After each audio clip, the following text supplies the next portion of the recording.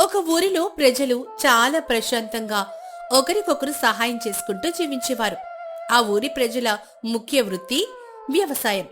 వాళ్ళు ప్రతి సంవత్సరం పండించే ప్రధాన పంటలతో పాటు తమ సొంత అవసరాలకు కొద్దిగా డబ్బుల కోసం ఇంటి ఆవరణలో చిన్నగా కూరగాయల తోటలు కూడా పెంచుకునేవారు. ఉదయాన్నే లేచి తాజా కూరగాయలు కోసుకొని ఊరి మధ్యలో ఉన్న సంతలో అమ్మేవారు. కాని ఆ ఊరిలో సుబ్బయ్య అనే వ్యాపారి మాత్రం అందరికంటే భిన్నంగా మహా పిసినారుగా ఉండేవాడు. సుబ్బయ్య ఎంతటి పిసినారంటే పొరపాటునెవరైనా ఇంటికొస్తే మంచినీళ్ళివ్వడానికి కూడా లెక్కలేసుకునేవాడు. అతని భార్య కాంతమ్మ పాపం మహా గడుసుది. సుబ్బయ్య తనకున్న పెద్ద పొలంలో మిగతా రైతుల్లాగా వరి, జొన్న లాంటివి పండించకుండా కేవలం కూరగాయలు మాత్రమే పండించేవాడు. అలా ఉండగా చూస్తూ ఉండగానే తీవ్రమైన ఎండాకాలం వచ్చేసింది. సూర్యుడు నిప్పులు చురుగుతున్నాడు. నేల నెర్రలు బారింది. మిగతా రైతుల చిన్న తోటలు ఎండ దెబ్బకు మాడి మాసైపోయాయి. కాని సుబ్బయ్య మాత్రం తన దగ్గరున్న పెద్ద విద్యుత్ పంపులు వాడి రాత్రింబవళ్లు నీళ్లు పెట్టి సమృద్ధిగా కూరగాయలు పండించాడు. పచ్చగా కలకల్లాడుతున్న తన తోటను చూసుకుని మురిసిపోయాడు. సంతల మిగతా వాళ్ళ దగ్గర కూరగాయలు లేకపోవడంతో సుబ్బయ్య గంపల కొద్దీ రంగురంగుల కూరగాయలేసుకుని తనదే సామ్రాజ్యం అన్నట్టుగా మీసాలు మెలేస్తూ గర్వంగా కూర్చున్నాడు. ఒకరోజు ఉదయం సంతలో సుబ్బయ్య దుకాణం దగ్గర భలే వింతలు జరిగాయి. ఆ ఊర్లో ఉండే లక్ష్మి చేతిలో సంచి పట్టుకొని కూరగాయలు కొనడానికి వచ్చింది. అప్పుడు లక్ష్మి సుబ్బయ్యతో ఇలా అంటుంది, ఏవయ్యా సుబ్బయ్య, ఎండలు మండిపోతున్నాయి. ఈ కిలో వంకాయలు ఎంత చెప్తున్నావు? అప్పుడు సుబ్బయ్య చాలా గర్వంగా నిర్లక్ష్యంగా, 50 రూపాయలు కావాలంటే తీసుకో, లేకపోతే పక్కకు పో. నా దగ్గర బేరాలు అడగొద్దు. నా దగ్గర తక్కువ ధరలు కూడా ఏం ఉండవు. చూస్తున్నావుగా, ఎండాకాలం ఎవరి దగ్గరైనా ఇన్ని కూరగాయలు ఉన్నాయా? ఎవరైనా సరే నా దగ్గరికే రావాలి. అదేంటి సుబ్బయ్య, పక్కన రామయ్య దగ్గర కిలో 30 రూపాయలకే ఇస్తున్నాడుగా, నువ్వింత ధర చెప్తే ఎలా? అయితే ఆ రామయ్య దగ్గరికి వెళ్ళి కొనుక్కో. ఆడి దగ్గర ఉన్నవి అయిపోయాయిగా, ఇంకా నా దగ్గరికే రావాలి. నువ్వు డబ్బులు ఇస్తే ఇవ్వు, లేకపోతే పక్కకి తప్పుకోవమ్మా, మిగతా గిరాకీ వస్తుంది. అది వినగానే లక్ష్మి గత్యంతరం లేక సుబ్బయ్య దగ్గరే వంకాయలు కొంది. సుబ్బయ్య 50 రూపాయలు తీసుకుని త్రాసులో వంకాయలేశాడు. కాని అతను చాలా లోబి. త్రాసు పట్టుకున్న చేతిలో చాలా తెలివిగా ఒక వేలుతో కింద ఉన్న తాడ్ను కిందకు నొక్కుతాడు. దానివల్ల కిలో రాళ్ల కన్నా కూరగాయలు తక్కువ ఉన్నా కూడా త్రాసు సమానంగా ఉన్నట్టే కనిపిస్తుంది. కిలోకి బదులు 3/4 కిలో ఇస్తాడు. లక్ష్మికి ఆ విషయం అనుమానం వచ్చినా అతను ఒప్పుకోడు. ఏమయ్యా సుబ్బయ్య, ఇది కిలో లెక్కలేదే, త్రాసు మొగ్గు తక్కువ చూపిస్తోంది, కొంచెం సరిగ్గా తుయ్. ఇంత ధర పెట్టాను కదా, మళ్ళా ఇంత తక్కువ ఇస్తున్నావేంటి? కొంచెం కోసరన్నావే. ఏం మాట్లాడుతున్నావమ్మా? నా త్రాసు శ్రీరామ రక్ష, పక్కా కిలో ఉన్నాయి. నేను ఏ కోసం ఇవ్వను. 2 మిరపకాయలు ఉచితంగా ఇస్తే నాకు రోజుకి ఎంత నష్టం వస్తుందో తెలుసా? కూరగాయలు తీసుకునే ఇంకా. అలా అనగానే లక్ష్మి అక్కడి నుంచి వెళ్ళిపోతుంది. అప్పుడు ఆ ఊరికి బాగా చెవిటివాడైన సుందరం తాత చేతిలో సంచి పట్టుకుని కూరగాయలు కొనడానికి వచ్చాడు. ఆ సమయంలో సుబ్బయ్య, రండి బాబు రండి, కిలో వంకాయలు 50 రూపాయలే అని అంటూ ఉంటాడు. అది సుందరం తాత చెవి దగ్గర చేయి పెట్టుకుని ఆనందంగా వింటాడు. అప్పుడు, ఏంటి కిలో 10 రూపాయల? 10 రూపాయలకే కిలో వంకాయల? 10 పచ్చిమిర్చి ఉచితంగా ఇస్తున్నావా?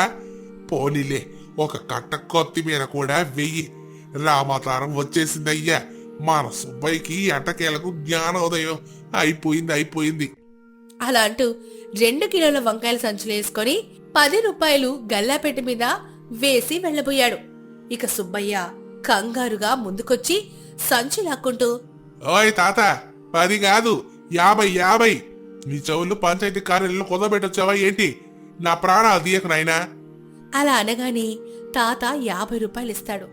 తాత తన దాన తాను కొనుక్కుంటూ వెళ్ళిపోగానే పట్టణంలో చదువుకుంటున్న కళాశాల విద్యార్థిని సీత వచ్చింది. ఆమెకు సుబ్బయ్య చేసే మోసాలు బాగా తెలుసు. సుబ్బయ్య కిలో వంకాయలు చూస్తూ తన పాత అలవాటు ప్రకారం త్రాసు పట్టుకున్న చేతిలో కింద ఉన్న తాడును ఒక వేలుతో బలంగా నొక్కాడు. అప్పుడు సీత చిరునవ్వుతో, మావయ్య, మీ వేలు బరువు భూమి ఆకర్షణ శక్తికి వ్యతిరేకంగా పనిచేస్తోంది. నా చదువు లెక్కల ప్రకారం మీరు కిలో బదులు 3/4 కిలో మాత్రమే ఇస్తున్నారు. మీరు ముందు ఆ మాయా వేలు తీయండి. సుబ్బయ్య నీళ్లు నవ్వులుతూ చెమట దుడుచుకుంటూ, ఏం లేదమ్మా, పొద్దునే కాస్త వ్యాయామం చేశానా, నా వేలికి బాగా కండలు ఎక్కువై బరువు దూకుతోంది. అంతే అంతే, నా త్రాసు శ్రీరామ రక్ష. నేను అసలు తప్పే చేయను. ఇదంతా పక్కనే ఉన్న తేనేటి దుకాణం నడుపుకునే అప్పారావు చూసి పగలబడి నవ్వుకున్నాడు. అతను ఎప్పుడూ అందరి మీద వ్యంగ్యంగా మాట్లాడుతూ ఉంటాడు. అప్పుడు అప్పారావు గట్టిగా నవ్వుతూ, అరే చూసారా చెల్లారా, మన సుబ్బయ్య వేలికి గరిడికి వెళ్లకుండానే భలే కండలు తిరిగాయే. రేపటి నుంచి త్రాసుకు బదులు సుబ్బయ్య వేలికి కూరగాయలు ఎలా తీసి తూకం చేయొచ్చు. ఇలా సుబ్బయ్య ఊరి జనాలందర్నీ తన అత్యాశతో ఏడిపిస్తూ గత్యంతరం లేక వాళ్ళు తన దగ్గరే కొంటున్నారని విరవీగుతూ ఉన్నాడు. మరుసటి రోజు పొరుగురు నుంచి వెంకన్న అనే పేరు మోసిన పెద్ద మనిషొచ్చాడు. ఆ ఇంట్లో తన ఒక్కగానొక్క కొడుకు పెళ్ళుంది. ఊరందరికీ భోజనాలు పెట్టి ఆ శుభకార్యం కోసం పెద్ద మొత్తంలో కూరగాయలు కొనడానికి సంతకి వచ్చాడు. వెంకన్న సంతలోకి రాగానే మొదట అతని కంటికి కనిపించింది సుబ్బయ్య కొట్టే. సుబ్బయ్య దగ్గర చాలా రకాల కూరగాయలు రంగురంగులుగా తాజాగా బాగా కనిపించేసరికి వెంకన్న సరాసరి అతని దగ్గరికి వెళ్తాడు. అయ్యా వ్యాపారి, మా ఇంట్లో పెద్ద పెళ్లి జరుగుతోంది. నాకు 50 కిలోల టొమాటాలు, 50 కిలోల వంకాయలు, ఓ 30 కిలోల బెండకాయలు కావాలి. మంచివి చూసివ్వు. అది వినగానే సుబ్బయ్య కళ్ళు కాసుల్లాగా మెరిసిపోయాయి. మనసులో, ఆహా, బాగా బలిసిన గురి దొరికిందే. వీడికి మన ఊరి ధరలు తెలియవు. వీడికి సుప్పలు చూపిస్తే నెల రోజుల లాభం ఒకేసారి వస్తుంది అనుకొని టొమాటాలు 60, వంకాయలు 70 అని తనకిష్టం వచ్చిన ధరలు చెప్పాడు. వెంకన్నకి అవసరం ఉండడంతో కాస్త బాధపడినా సరేనని కొనడానికి ఒప్పుకున్నాడు. అప్పుడు సుబ్బయ్య పెద్ద త్రాసు తెచ్చి 10 కిలోల ఇనుపరాయి ఒకవైపు పెట్టి 8 కిలోల కూరగాయలకి త్రాసు సమానమయ్యేలా తన ప్రసిద్ధ మాయా బొటన వీలతో నొక్కడం మొదలెట్టాడు. కాని వెంకన్న లోకజ్ఞానం ఉన్నవాడు, చాలా గట్టివాడు. సుబ్బయ్య చేపట్టుకుని, ఏమయ్యా దొంగ వ్యాపారి, 10 కిలోల రాయి పెట్టి 8 కిలోలిస్తూ నీ బొటనెలతో నొక్కుతావా? ఎంత ధైర్యం నీకు? నీ వేలేమైనా ఇనుముతో పోత పోసారా ఏంటి? అప్పుడు సుబ్బయ్య భయంతో వణికిపోతూ మాట తడబడుతూ, అబ్బే, నాకేం తెలియదు బాబు. నేను రాత్రి పక్షవాతం వచ్చి వేలు అంకర పోయింది. కావాలంటే వైద్యుని అడగండి. ఓ ఊరి చెల్లారా, రండి రండి, త్వరగా రండి. మన సుబ్బయ్య గారి గారడీ ప్రదర్శన మొదలైంది. ఉచితంగా చూడొచ్చు. అలా అనగానే జనాలందరూ తమ పనులు మానేసి గుమికూడారు. అందరిలోనూ సుబ్బయ్య మీదున్న కోపం కట్టలు తెంచుకుంది. సరిగ్గా అదే సమయానికి సుబ్బయ్య భార్య కాంతమ్మ చేతిలో పెద్ద చీపురు పట్టుకుని దుమ్ము దులుపుకుంటూ అక్కడికొచ్చింది. కాంతమ్మ భర్త వైపు కళ్ళరి చేసి చూస్తూ, ఇంట్లో 10 కిలోల బియ్యం బస్తా ఎత్తమంటే నడుం పట్టేసింది, వాతం వచ్చేసిందని వారం రోజులు ముసుగుదాన్ని మంచం ఎక్కుతాడు. ఎక్కడ మాత్రం త్రాసు నొక్కడానికి భీముడి బలం వస్తుందే. మా ఆయనకు ఇలా జరగాల్సిందే. అది విన్నాక జనాలు ఆమె మాటలకు పగలబడి నవ్వారు. సుబ్బయ్య తలదించుకున్నాడు. అప్పుడు వెంకన్న జనాలందరి వైపు తిరిగి, అమ్మాయికులారా, ఇలాంటి మోసగాడి దగ్గర మీరు ఇంకా ఎందుకు కొంటున్నారు? వీడి దగ్గర కొనడం మానేస్తే వాడి పొగరు దానంతటానే అడిగిపోతుంది. నేనెళ్ళి పక్క ఊళ్ళో కొనుక్కుంటాను. అలా చెప్పి వెంకన్న కోపంగా వెళ్ళిపోయాడు. కాంతమ్మ జనాలతో గొంతు కలిపి, అవునవును, మీరంతా మా ఆయన మాటలు నమ్మకండి, ఎవరు కొనకండి. అప్పుడైనా మా ఆయనకి కాస్త బుద్ధి వస్తుందేమో చూద్దాం. అలా చెప్పి కోపంగా ఇంటికి దారి తీసింది. ఆ రోజు నుంచి ఊరి జనాలందరూ ఏకతాటిపై నిలబడ్డారు. ఎవ్వరూ సుబ్బయ్య దుకాణం వైపు కన్నెత్తి కూడా చూడలేదు. పక్క ఊరికెళ్ళైనా కొనుక్కున్నారే కాని అతనికి మాత్రం రూపాయి లాభం రానివ్వలేదు. అలా వారం రోజులు గడిచాయి. ఎండకి సుబ్బయ్య పండించిన కూరగాయలన్నీ కుళ్ళిపోయి ఈగలు ముసిరి కంపు కొట్టడం మొదలైంది. ఆ దుర్వాసనకి ఊరి చివరున్న కుక్కలు కూడా అటువైపు రావడం మానేశాయి. అలా ఉండగా కాంతమ్మ ఇంట్లో ముక్కు గట్టిగా మూసుకుంటూ సుబ్బయ్యతో ఇలా అంటుంది, యావయ్యా మహాశయ, నా ప్రాణం పొయ్యేలా ఉంది. ఆ కుళ్ళిన టమాటాలు తీసి ఎక్కడైనా పారే. ఇల్లంతా ఎలకలు తెచ్చిన కంపు కొడుతోంది. రేపటి నుంచి నీకు ఎటువంటి కూరలు వండను. ఆ కుళ్ళిన వంకాయలతోనే పచ్చ నూరు పెడతాను, తిని తరిచ్చు. అది విని భయపడిన సుబ్బయ్య పెట్టుబడి కూడా రాలేదని ఏడుస్తూ మరుసటి రోజు ఉదయాన్నే దుకాణం ముందు సగం ధరకే కూరగాయలు, దానికి తోడు కొసరు కూడా ఉచితమని పలక తరలించాడు. అది చూసి అప్పారావు 1 కిలో దొండకాయలు కొనడానికి వచ్చాడు. కాని సుబ్బయ్య ఎంత నష్టపోయినా తన పిసినారి బుద్ధి, వక్ర బుద్ధి పోక నష్టాన్ని పూడ్చుకోవడానికి మళ్లీ త్రాసు నొక్కాడు. అప్పుడు మళ్ళీ అప్పారావు నవ్వుతూ, ఒరే సుబ్బయ్య, కుక్క తోక వంకర, నీ వేలు వంకర ఎప్పటికీ మారవురా. రేట్లు రాసిన పలకలు మార్చవు గాని నీ పుట్టుకతో వచ్చిన బుద్ధి మార్చుకోలేదు. నీకే అప్పటికీ బాగుపడే యోగ లేదులే పో. ఈ విషయం క్షణాల్లోనే ఊరంతా తెలిసిపోయింది. ఇక ఎవరు పొరపాటు కూడా అటు వెళ్ళలేదు. సుబ్బయ్యకి విద్యుత్ బిల్లులు, కూలీల ఖర్చులు తడిసి మోపెడయ్యాయి. అప్పుడు ఊరి పెద్ద రామనాథం, మిగతా తోటి వ్యాపారులు, ముందు వరుసలో కాంతమ్మ కలిసి సుబ్బయ్య దగ్గరికి వచ్చారు. అప్పుడు రామనాథం ఇలా అంటాడు. సుబ్బయ్య, నువ్వు ఎంత గొప్ప రైతువో మాకు తెలుసు. ఎండలో కూడా ఇంత పంట పండించావు. కానీ నువ్వు వ్యాపారివి కావు. నువ్వు చిల్లరగా అమ్మితే నీలోని రాక్షసుడు నిద్రలేస్తున్నాడు. అత్యాస పెరుగుతోంది. ఇక నుంచి నువ్వు సంతలో కొట్టు పెట్టి అమ్ముకోవద్దు. పొలంలో పండించిన కూరగాయలన్నీ తెచ్చి ఒకేసారి మాకు తోకుగా ఇచ్చేసేయి. మేమే జనాలకు న్యాయంగా కొసరేసి అమ్ముకుంటాం. నీ డబ్బులు నీకు ఒకేసారి వస్తాయి. కాంతమ్మ మధ్యలో దూరుతూ గట్టిగా, అదే 100% సరైన నిర్ణయం పెద్దయ్యా. మా ఆయన గల్లాపెట్టి దగ్గర కూర్చుంటే రోజు జనాల ప్రాణాలు, ఇంట్లో నా ప్రాణాలు తోడేస్తున్నాడు. పొలంలో పడేస్తే కనీసం మట్లో కలిసిపోయి బుద్ధిగా చెమటొడ్చన్న పని చేసుకుంటాడు. ఈ ఒప్పందానికి నాదే పూర్తిగా పూచి. మా ఆయన వినకపోతే ఆయన కన్నం పెట్టడం మానేస్తాను. అది వినగానే సుబ్బయ్యకి వేరే ఏ దారి కనిపించలేదు. చిల్లర వ్యాపారం వల్ల పరువు పోవడమే కాకుండా నష్టాలొస్తున్నాయని గ్రహించాడు. నాకిక్కడ ఉంటే జనాలు దేహశుద్ధి చేసేలా ఉన్నారు. అదేదో టోకు వ్యాపారమే చేసుకుంటే రోజుకి ఒక్కసారే పనవుతుంది, ప్రశాంతంగా నిద్రపోవచ్చని ఒప్పేసుకున్నాడు. ఆ రోజు నుంచి సుబ్బయ్య తన మాయావెలికి పూర్తిగా విశ్రాంతిచ్చి కొట్టు తీసేసి కేవలం వ్యవసాయమే చేసుకుంటూ టోకుగా కూరగాయలమ్మడం మొదలెట్టాడు. తన పంటకి తగ్గ డబ్బులు ఒకేసారి రావడంతో ఆనందంగా ఉన్నాడు. కాంతమ్మకి కూడా ప్రతిరోజు ఇంటికి మంచి తాజా కూరగాయలు రావడం మొదలవడంతో ఆవిడ కూడా భర్తను తిట్టడం మానేసి చాలా సంతోషంగా జీవించసాగింది. మరి ఈ కథ ద్వారా మనం తెలుసుకున్న నీతేంటో తెలుసా? అత్యాస తోటివాణ్ణి మోసం చేయాలనే బుద్ధి ఎప్పుడు నష్టాలకే మరియు నలుగురిలో పరువు పోవడానికి దారితీస్తాయి.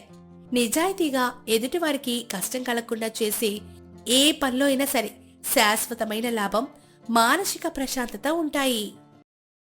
వెంకటాపురం అనే పల్లెటూరులో సుందరం, జానకమ్మ అనే దంపతులుండేవారు. వారు చాలా కష్టజీవులు. వారికి 5 ఎకరాల మాగాణి పొలం ఉంది. ఏటా పొలంలో పండించే పంటతోనే వారి ఇల్లు గడుస్తుంది. అయితే ఆ ఏడాది ప్రకృతి కన్నెర చేసింది. చెరువులు అడుగంటాయి. సుందరం పొలానికి నీరందక పొలంలో సగం పైరు ఎండిపోయింది. దాంతో సుందరం తను ఎండిపోయిన పొలాన్ని చూస్తూ నిస్సహాయంగా గట్టు మీద కూర్చున్నాడు. అంతలో అతని ప్రాణమిత్రుడు వీరయ్య అక్కడికొచ్చాడు. ఏం సుందరం, ఎందుకు అలా గట్టు మీద తలదించుకొని కూర్చున్నావు? నిన్ను చూస్తే బాగా ఆందోళన పడుతున్నట్టు కనిపిస్తుంది. అదిగో నా పొలం వైపు చూడు వీరయ్య. ప్రాణం పెట్టి పెంచిన పైరు నీరు లేక కళ్ళ ముందే ఎండిపోతుంది. ఈ ఏడాది సాగు కోసం పెట్టిన పెట్టుబడి కూడా ఇప్పుడు వచ్చేలాగే లేదు. ఇంకా కూలీలకు డబ్బులు ఇవ్వాలి. అసలు ఈ ప్రకృతి మన మీద ఎందుకు ఇంత పగబట్టిందో ఏంటో. అలా దిగులు పడక మిత్రమా. ఒకరి పొలమే కాదు, ఊర్లో అందరి పరిస్థితి అలాగే ఉంది. కాలం ఎప్పుడూ ఒకేలా ఉండదు. ఒక్కోసారి కష్టాలు వస్తాయి, కానీ మనం ధైర్యం కోల్పోకూడదు. ఇలా నిరాశతో కుంగిపోయి ఏం సాధిస్తావు? ధైర్యం ఎలా వస్తుంది వీరయ్య? ఇంట్లో చూస్తే ధాన్యం నిల్వలు తగ్గిపోతున్నాయి. ఇక్కడేమో పంట చేతికి వచ్చేలాగే లేదు. జీవితం గురించి ఆలోచిస్తే నా మనసు కాకావికలమైపోతోంది. విచారించకు సుందరం. ఈ ఎండాకాలం గడిస్తే మళ్ళీ వర్షాలు వస్తాయిగా. అప్పటిదాకా ఉన్న దాంట్లోనే సర్దుకుపోదాం. ఎండ మండుతుంది. పద ఇంటికి వెళ్దాం. ఇక్కడుంటే వడదెబ్బ తగులుతుంది. సుందరం భారమైన అడుగులతో ఇంటికి చేరుకున్నాడు. సుందరాన్ని చూడగానే ఆమె సుందరం దగ్గరికి వచ్చింది. ఏవండి, పొలం నుంచి అప్పుడే వచ్చేశారా? మీ ముఖం అలా ఉందేంటి? ఎండకు మీరు నీరసించిపోయినట్టున్నారే. కాస్త మంచినీళ్ళు తాగండి. జానకి, మన పొలం సగం ఎండిపోయింది. నీరు లేక పైరు తలలో వాల్చేసింది. ఈ ఏడాది మన బతుకు ఎలా గడుస్తుందని భయంగా ఉంది. దిగులు పడితే ఏం వస్తుందండి? ప్రతి సమస్యకి ఏదో ఒక మార్గం ఉంటుంది. అన్నట్టు ఇంట్లో కూరగాయలు పూర్తిగా అయిపోయాయి. వంటలోకి ఏమీ లేవు. కాస్త అంగడికెళ్ళి ఏమైనా కూరగాయలు తీసుకురారా? సరే జనకమ్మ, ఈ ఎండకు కూరగాయలు కూడా దొరకడం కష్టమేమో. అయినా వెళ్ళి చూస్తాను. సుందరం కూరగాయల కోసం ఊరి చివర ఉన్న వెంకమ్మ కొట్టుకు వెళ్ళాడు. వెంకమ్మ ఆ ఊరిలో ఏకైక కూరగాయల వ్యాపారి. కొట్టు దగ్గర జనం గుమ్మికుడున్నారు. సుందరం అక్కడికెళ్లి సరుకులు చూశాడు. కొన్ని వంకాయలు వాడిపోయున్నాయి. సొరకాయలేమో ఎండిపోయి కనిపిస్తున్నాయి. నాణ్యత తక్కువగా ఉన్నా ధరలు మాత్రం చుక్కల్ని తాకుతున్నాయి. వెంకమ్మక్క, ఈ వంకాయల ధర ఎంత? ఈ వంకాయలు అరకిలో 10 వరహాలు. ఏంటి, 10 వరహాలా? అంత ధరైతే సామాన్యులు ఏం తిని బతకాలి వెంకమ్మక్క? మొన్నటిదాకా 5 వరహాలకి ఇచ్చావుగా. ఏం చేస్తాం సుందరం, ఎండకు చెట్లన్నీ మాడిపోతున్నాయి. ఎక్కడా పచ్చదనమే లేదు. అప్పుడు పరిస్థితి వేరు సుందరం. ఇప్పుడు నీరు లేదు, పంట లేదు. పక్కూరు నుంచి సరుకు తేవాలంటే బండి ఖర్చులు పెరిగిపోయాయి. ధరలు ఆకాశాన్ని అంటకి ఏం చేస్తాయి? మరీ ఇంత ఘోరమా? సరే, ఆ చిక్కుడుకాయలు, కొన్ని టమాటాలు ఇవ్వు. మా ఇంట్లో పరిస్థితి కూడా బాలేదు. పంట పండగ ఆదాయం తగ్గిపోయింది. చూడు సుందరం, నీ ఒక్కడికే కాదు, ఊరంతా అదే బాధ పరిస్థితి. పొట్ట నింపుకోవాలిగా. ఇవిగో, నువ్వు అడిగిన కూరగాయలు తీసుకెళ్ళు. సుందరం అయిష్టంగానే కొన్ని కూరగాయలు తీసుకుని ఇంటికొచ్చాడు. సుందరం తెచ్చిన అరకొర కూరగాయలు చూసి జానకమ్మ నివ్వెరపోయింది. ఏవండి, ఇంతసేపు వెళ్ళి ఈ 4 కూరగాయలైనా మీరు తెచ్చింది? ఏం చేయమంటావు జానకి? కూరగాయల ధరలు వింటే గుండె జల్లుమంటుంది. అన్ని కూరగాయల ధరలు ఆకాశాన్ని తాకుతున్నాయి. మన దగ్గరున్న ధనం తక్కువ, సరుకుల ధర ఎక్కువ. ఈ ఎండాకాలంలో కూరగాయలు కొనడం మన వల్ల అయ్యే పని కాదు. ఉన్న వాటితోనే ఏదోలా సర్దుబాటు చేయి. అవునా, ధరలు అంతలా పెరిగాయా? సరేలేండి, ఈ కూరగాయలతో పల్చని పులుసు పెడతాను. ఉన్నదాంట్లోనే తృప్తి పడదాం. అలా కొన్ని రోజులు గడిచాయి. జానకమ్మ ఉన్న కొద్దిపాటి కూరగాయలతోనే ఎంతో పొదుపుగా వంట చేసేది. పల్చని చారుతోనే కాలం వెళ్లదీస్తున్నారు. ఒకరోజు మధ్యాహ్నం పక్కింటి సూరమ్మ గిన్నె పట్టుకొని జానకమ్మ దగ్గరకొచ్చింది. జానకమ్మక్క, మీ ఇంట్లో ఈరోజు ఏం కూరండావు? మా ఇంట్లో కూరగాయలు అయిపోయాయి. అంగళ్ళలో ధరలు చూసి మా ఆయన కొనకుండా ఇంటికొచ్చేశారు. కాస్త కూరుంటే పెడతావా? అయ్యో సూరమ్మ, మా ఇంట్లో కూడా పరిస్థితి అలాగే ఉంది. ఈరోజు కేవలం ఒకే పూటకు సరిపడా వండాను. అయినా అడిగావుగా, ఇదిగో ఈ గిన్నెలో కాస్త పులుసుంది, తీసుకో. చాలా కృతజ్ఞతలక్క. ఈ ఎండాకాలం ఎప్పుడు పోతుందో ఏంటో, వండటానికి ఏమీ లేక తలపోటొచ్చేస్తోంది. నిజమే సూరమ్మ, మనం ఎన్నాళ్ళు ఇలా ఇబ్బంది పడతాం, లేదా ఎక్కువ ధర పెట్టుకుంటాం? ఈ సమస్య నుంచి బయటపడడానికి ఏదో ఒక మార్గం ఆలోచించాలి. సూరమ్మ వెళ్ళిపోయాక జానకమ్మ పెరట్లోకెళ్ళింది.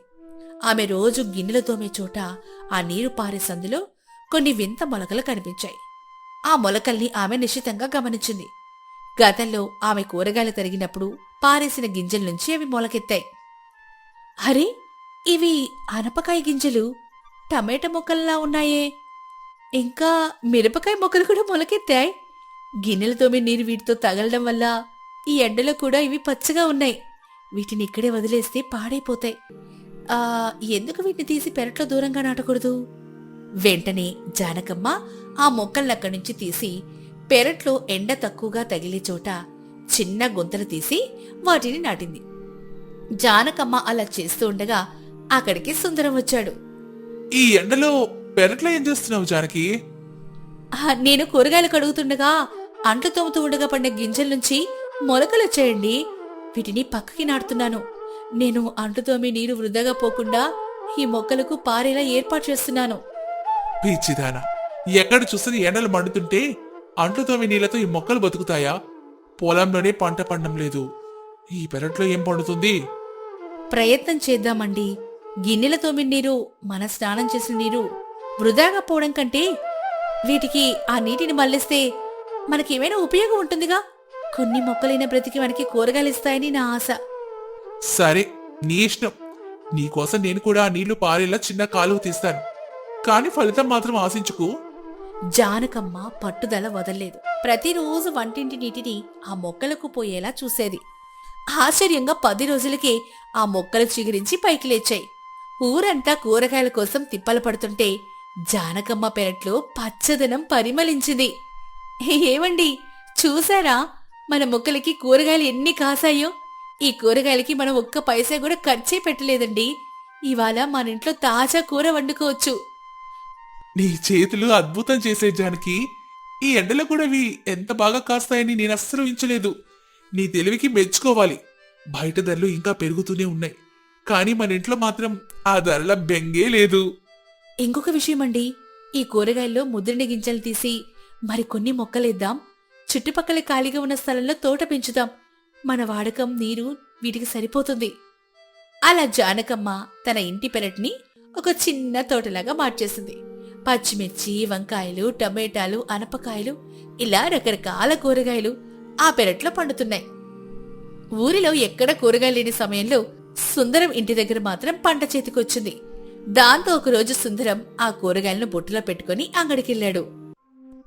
ఏం సుందరం, ఈ మధ్య కూరగాయలు కొనడానికి రావడం లేదేంటి? వెంకమ్మక్క, ఈరోజు నేను కూరగాయలు కొనడానికి రాలేదు, అమ్మడానికి వచ్చాను. ఇవిగా చూడు, నా పెరట్లో పండిన తాజా కూరగాయలు.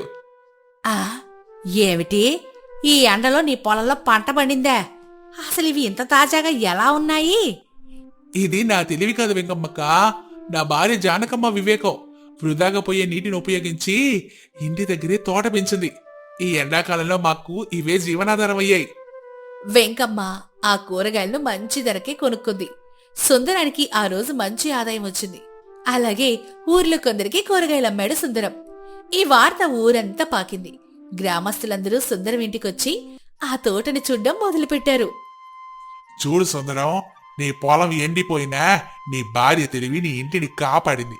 మేము కూడా మా ఇళ్ల దగ్గర నీటిని వృధా చేస్తున్నాం. ఇకపై మేము కూడా ఇలాగే తోటలు పెంచుకుంటాం.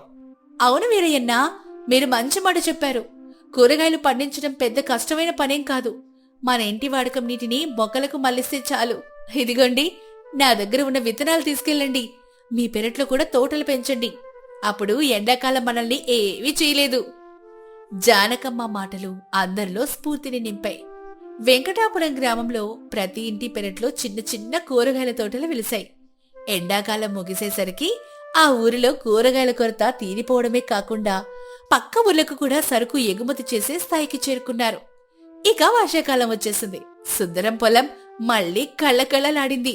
కాని జానకమ్మ పెరటి తోట మాత్రం నిరంతరం పంటని ఇస్తూనే ఉంది. సుందరం, జానకమ్మ ఆనందంగా జీవించసాగారు. కష్టం వచ్చినప్పుడు కుంగిపోకుండా ఉపాయంతో దాన్ని ఎదుర్కోవాలని జానకమ్మను చూసి ఆ ఊరి జనం తెలుసుకున్నారు.